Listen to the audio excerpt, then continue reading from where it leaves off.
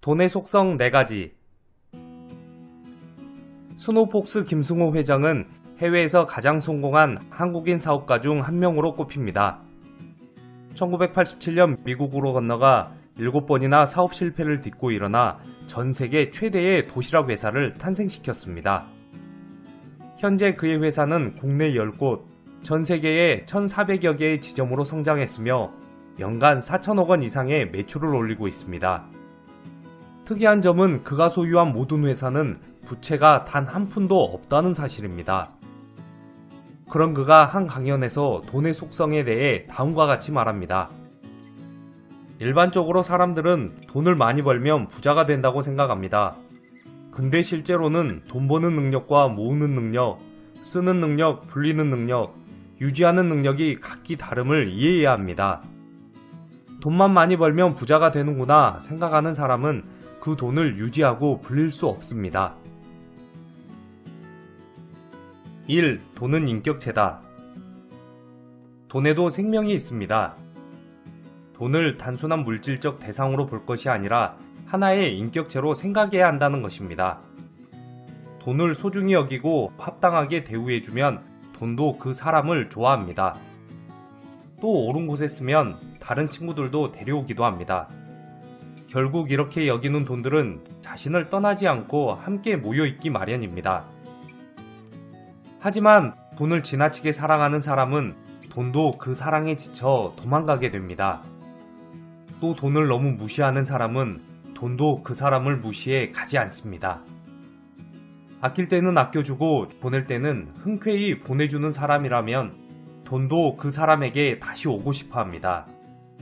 그러니 돈을 인품을 가진 인격체로 여기는 자세를 가져야 합니다.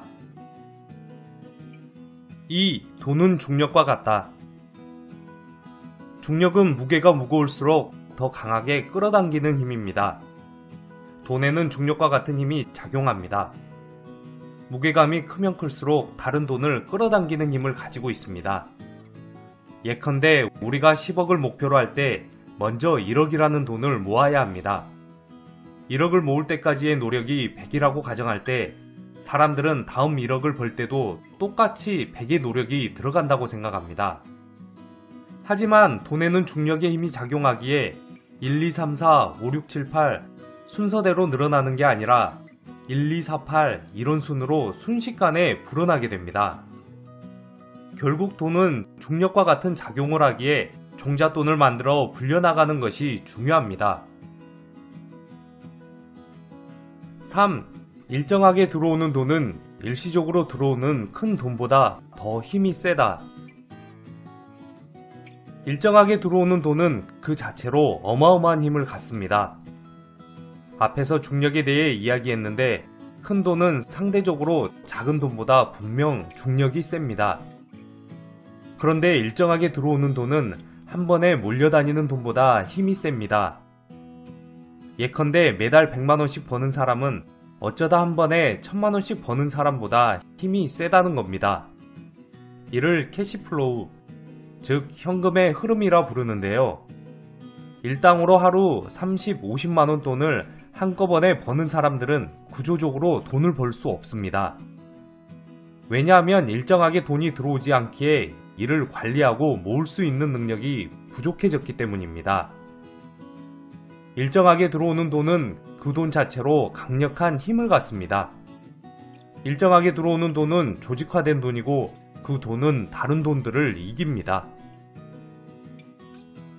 4. 고생해서 본 돈은 공짜 돈보다 힘이 세다.